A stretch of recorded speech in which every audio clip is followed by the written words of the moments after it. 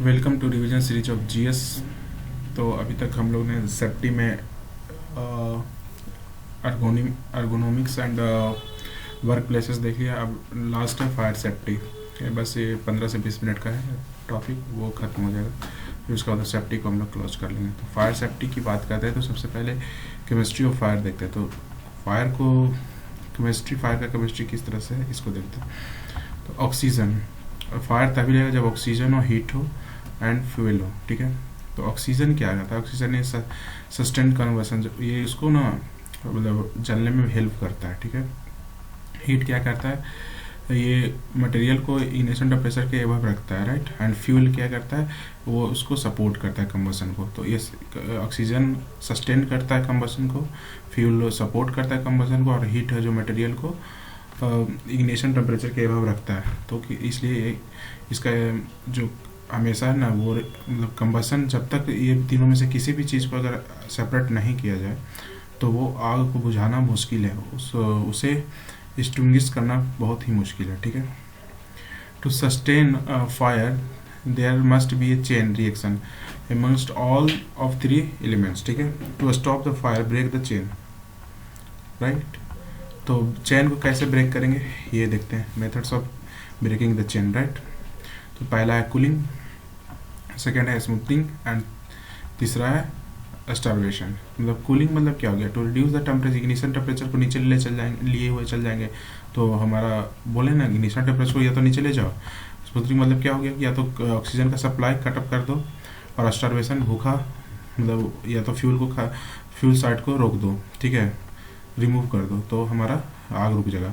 Stage of fire growth की बात करते हैं। तो स्टेज ऑफ फायर ग्रोथ क्या होता है कि इनिशियली इंसिपिएंट और इनिशियल स्टेज होता है। तो इसमें क्या होता है कि ग्रोथ स्टेज में फायर धीरे धीरे ऊपर जाता है, राइट।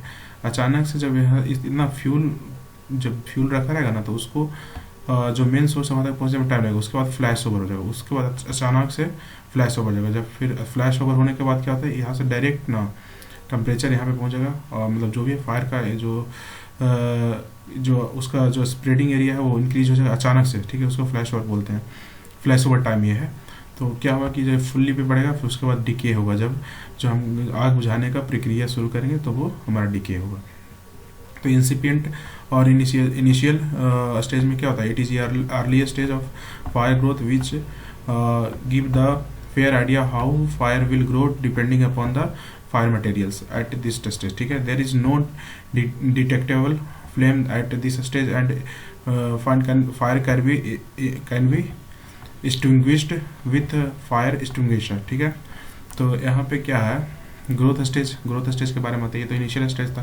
ग्रोथ स्टेज को देखते हैं क्या कि अगर ग्रोथ स्टेज में मतलब क्या चाहिए, उसको sufficient amount of oxygen and fuel चाहिए, जो कि हमारा अगर अवेलेबल है। उसको ऑक्सीजन के लिए क्या कहो, जैसे फायर है, ठीक है, तो फायर क्या होगा कि फायर धीरे धीरे ऊपर की ओर बढ़ेगा, क्योंकि उसको चाहिए ऑक्सीजन चाहिए, और गर्म हवा है तो ऑब्वियस ना वो ऊपर की ओर उठेगा, एंड उसको फ्यूल चाहिए। ठीक है, तो हीट डेवलप्ड मूव्स अपवर्ड, ये तो पक्का पता है सबको, ऑफ द कॉन्फाइंड स्पेस। तो वो कॉन्फाइंड स्पेस को पाने के लिए ना वो ऊपर की ओर उठेगा। तो विजिबिलिटी अगर पूछेगा कि विजिबिलिटी एरिया कौन सा हो, तो ग्राउंड लेवल। अगर आदमी को भागना हो तो क्या होगा, खड़ा होकर भागने से अच्छा है कि मतलब अगर किसी भी चीज़ को देखना है तो वो नीचे की ओर, नीचे बैठ कर, या फिर नीचे का एरिया ना विजुअल होता है, बट ऊपर का एरिया में नहीं देख पाएगा। हम ये कहना चाह रहे हैं। तो फ्लैश ओवर क्या होगा, जब सीलिंग का टेम्परेचर 500 से 600 डिग्री सेंटीग्रेड बढ़ गया, तो उस समय हाई प्रेशर और लो प्रेशर का यहाँ पे इंपॉर्टेंट रोल है। ठीक है, अंदर है जो तुम्हारा क्या हो जाएगा ना कि अगर सीलिंग का टेम्परेचर 500 से 600 डिग्री हो जाता है, तो due to high heat development remaining fuel achieves ignition temperature भी 3 से 4 सेकंड में जो जितना भी फ्यूल है वो इग्निशन टेम्परेचर गेन कर लेगा, जो भी है। ठीक है, हाई टेम्परेचर के कारण। तो sudden transition of growth rate of fully developed and due to the high pressure, जो अंदर प्रेशर ज़्यादा है और बर्निंग गैसेस, तो क्या हो जाएगा, opening of confined spaces like window, doors etc move out with substantial velocity. ठीक है, मतलब जो भी कांच का शीशा वगैरह ना वो सब टूट जाएगा प्रेशर के कारण, हाई प्रेशर के कारण। ठीक है, तो फिर ये हो गया। एंड फुली डेवलप्ड स्टेज क्या होता है? फुली डेवलप्ड स्टेज में क्या था, all combustible material is ignited and hence heat released at the maximum, जो मैक्सिमम हीट उस टाइम पे मैक्सिमम होगा, right, known as the fire load. Decay. अब उसके बाद क्या होगा, जब इनिशियल मैक्सिमम पहुंच गया उसके बाद डिके होगा, तो due to the insufficient oxygen, oxygen हमारा कम गया, and fuel of the fire, तो वो भी कम गया, तो एक्सटिंक्ट होने के कगार पे आ गया, तो टर्न टू द, जो हमारा राख में टर्न स्टार्ट हो जाएगा, एसिस में हो जाएगा, ठीक है, after a long period of time. Now before turning to the ashes and after fire extinction the fuel remains as glowing embers, ठीक है, पता नहीं embers क्या लिख दिया मैं, ओके। खैर, rule of fighting free races, ठीक है। फायर, देखो यहाँ पे जो फायर का जो रूल होता है, रूल्स फॉर फाइटिंग फायर, वो होता है रेस पे काम करता है। रेस क्या होता है, जैसे आर से रेस्क्यू, ए से अलार्म हो गया, सी फॉर कन्फाइन हो गया, ई फॉर एक्सटिंग्विश हो गया, ठीक है। तो यहाँ पे क्या है, rescue the trapped person from fire and call out the fire, right. सबसे पहले आदमी को हमें रेस्क्यू करना है। ए से अलार्म हो गया हमारा, जो एक्टिवेट द नियरेस्ट, अगर भाग रहे हैं तो जो पॉसिबल, अगर इफ पॉसिबल है तो नज़दीक वाले अलार्म को आप प्रेस कर दें। कॉन्फाइन, मतलब confine to the area by closing the opening, मतलब ऐसा क्लोजिंग, मतलब कॉन्फाइन ऐसा एरिया होना चाहिए, ठीक है, जो ओपनिंग के पास, जो निकलने का है उसका, जहाँ पे हमारा फायर नहीं पहुँच सके, ठीक है। एक्सटिंग्विश और इवैक्यूएटेड, तो इसमें क्या हो जाएगा, सॉरी यहाँ पे क्या बोल रहा मैं, ये तो एक्सटिंग्विश एंड इवैक्यूएटेड है, तो यहाँ पे क्या, confine the area by closing the opening so that, हाँ सॉरी, यहाँ पे ये है कि जो आप दरवाजे से निकले उसको आप बंद कर दें ताकि आग ना बाहर नहीं फैल सके, ठीक है। कॉन्फाइनिंग द एरिया, एंड क्या हो गया, extinguish the fire without risking life, else evacuate the place, मतलब कि अगर बुझाने का अगर आपके पास ऑप्शन है तो बुझाइए, नहीं तो रिस्क लाइफ नहीं लीजिए, वहाँ से भाग जाइए। Types of fires and the fire extinguisher, तो टाइप्स, फायर का टाइप्स क्या था, class A fire, class B fire. Class A fire वो होता है जो solid combustible material and like woods, cloth, papers, rubber से, में इसको वाटर से हम लोग बुझा सकते हैं, ड्राई पाउडर से कर सकते हैं, एंड फोम से कर सकते हैं, ठीक है। क्लास बी जो कम्बस्टेबल, जो पेट्रोल है, केरोसिन है, लिक्विड है, उसको हम वाटर से कभी नहीं करेंगे, ड्राई पाउडर और CO2 से करेंगे, राइट। सिमिलरली यहाँ पे आते हैं class C. Class C gaseous combustion material है एंड मीथेन LPG है, तो इसे फोम से नहीं करेंगे, इसी ड्राई पाउडर से करेंगे। Class D flammable material like lithium है, पोटेशियम है, मैग्नीशियम है, टाइटेनियम, ATC है, तो मतलब उसमें क्या क्या ड्राई पाउडर यूज करेंगे। ड्राई पाउडर देख रहे हो यूनिवर्सल है। क्लास सी है तो fire due to the electric short circuit, उसमें भी हम लोग यूज करेंगे dry powder and CO2 use करेंगे, राइट। कि वाटर यूज करेंगे, करके देखना। Note, CO2 must not be used in confined space as it replaces oxygen, hence choking is experienced, ठीक है। choking हमारा होगा, experienced होगा। dry powder is universal for fire extinguisher, ठीक है। Before using of the water, the causes of fire must be known, else the fire may be no more dangerous, ठीक है। pose threats to life।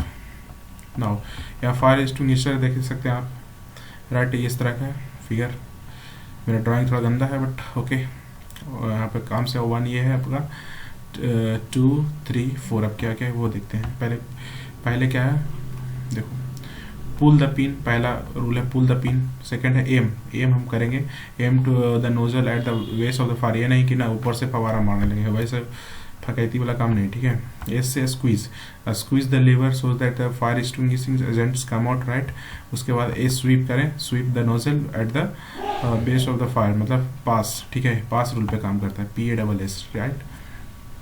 तो safe building evacuation, fire escape, ठीक है। तो अब इसमें अगर मान लिया करता हूँ तो पहला क्या है, पहला यही था कि पुल द पिन, उसके बाद एम, हमको एमिंग करना है, ठीक है। एमिंग यहाँ से करना है, ठीक है। ऐसे स्क्वीज करना है और उसके बाद ये करना है। तो पहला देखो, पहला पिन खींचना है, दूसरा एमिंग करना है, फिर तीसरा स्क्वीज करना है, चौथा स्वीप करना है, ठीक है। Sweep the nozzle, right. अब now safe building evacuation, fire escapes. इसमें देखो एक बिल्डिंग है, सपोजिटिव बिल्डिंग है, इसमें 3 रूम है, एक रूम में आग लगा है, जो भी है, ठीक है।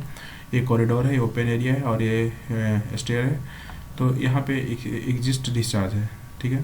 तो यहाँ चलो स्टार्ट करते हैं, क्या है जनरल रिक्वायरमेंट क्या होता है, एग्जिस्ट जो एग्जिट है, सॉरी एग्जिट एक्सेस है, access to nearest exit, right, like lobbies, corridors, stair, KGTC। मतलब पहला सबसे पहले काम है कि आपको वो देना है कि रूम से हमको बाहर आना है, ठीक है, तो नियरेस्ट एग्जिट के पास हम लोग जाएंगे। सेकेंड है जो अब एग्जिट के एग्जिट जो मतलब एग्जिट का गेट है, ठीक है, वो मतलब एग्जिट का जो रिलेटेड थिंग्स है उसका कैसा डिजाइन होना चाहिए वो चल देखते हैं। फायर डोर, जो एग्जिट गेट है वो क्या होना चाहिए, it is use to confine the heat toxic gases so that it does not spread exit area, ठीक है। It should be heat resistance at least 1 hour, 1 hour तक वो बचा के रख सकते हैं हीट को। It must be operable from the one side and the width of the door should be 1 metre and self closing time, right. तो मतलब जो ओपनेबल है, ठीक है, it must be openable from one side, एक side से ही खुलना चाहिए, and the width of shall be 1 metre and self closing time होना चाहिए, ठीक है। अगर मान लिया अगर ये डोर है जो अंदर से भी खुलता है, सपोज दैट ये अंदर से खुला तो ठीक है, सब लोग बाहर आ गए, लेकिन ये अगर बाहर खुलता है तो इस कॉरिडोर को मैं भी ब्लॉक कर सकता है, ठीक है। तो इसलिए बोला ना कि बाहर की तरफ नहीं खुलना चाहिए, अंदर की तरफ खुलना चाहिए। फिर हॉरिजॉन्टल एग्जिस्ट क्या है, हॉरिजॉन्टल एग्जिस्ट क्या बोलता है कि it made between the building और apartment having more than 1 exit, ठीक है। To same page, okay, no problem,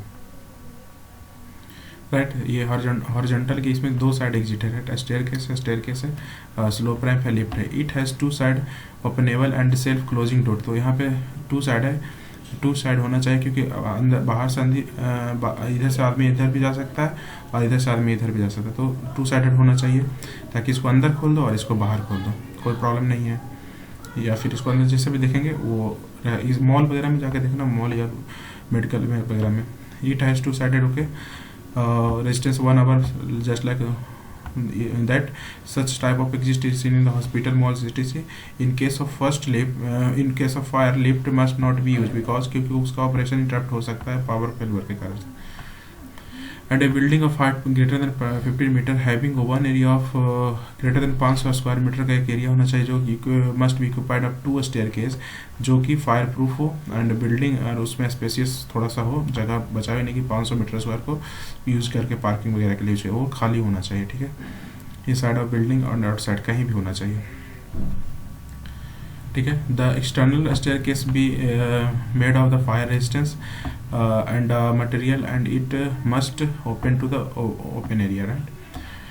exit discharge की बात करते हैं, तो exit that discharge to open space, characteristic of fire exit, तो properly designed egress without any obstruction should be provided to having a adequate capacity and a designated exit must not be closed, protection of entire path to egress from fire, smoke and toxic gases, right। Provision of adequate and reliable fire alarm system, right। तो यही मतलब कि आपको क्या क्या करना चाहिए वो ही बता रहा है। Toxic gases, protection of entire path, fire, smoke and toxic gases, ये सब हो गया। Adequate illumination and ventilation with proper making of एग्रेस with green colour, वो सबको हम लोग को ग्रीन कलर से हमको दिखाना चाहिए। जो adequate illumination and making the एग्रेस with green colour, ये बोल रहा है। At least 2 exit for each floor and 1 for the each room should be provided, right. Safety in industry, industry में सेफ्टी क्या क्या हो सकता है। कॉमन हैजर्ड क्या हो सकता है, slip, trip and fall. Slip हो गया, देखो, due to the lack of friction, trip, गिर गया है की ओर, due to the hindrance in the path movement, fall. तो slip, trip, fall, due to the unbalance of body, falling from ladder. Now working elevated surface, scaffolds होता है उसको, ठीक है। वन ठीक है। कॉमन हैजर्ड, तो इसका स्कैफोल्ड उसका हो सकता है। स्कैफोल्ड और temporary structure meant for the construction, repair and decoration, ठीक है। स्कैफोल्ड कैन बी 3 टाइप्स, ठीक है। scaffold can be 3 types, that is fixed scaffold, rolling scaffold, hanging scaffold, ठीक है। फिक्स होता है, रोल करता है, हैंग हो करता है, ये सब हैंग करके काम करता है, right. Now MEWP mobile elevated work platform की बात करते हैं। जैसे ये है अपना ये क्या है, वर्टिकल है, ठीक है, वर्टिकल असेंडिंग ऑर्डर, ये रूम टाइप है।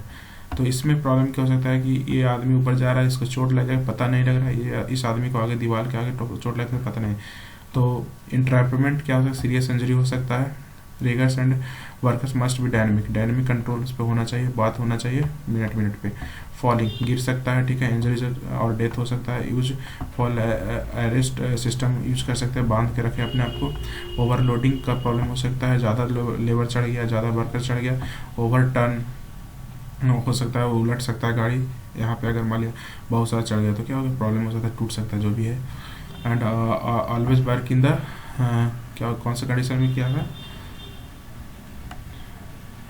SWR कंडीशन, ठीक है।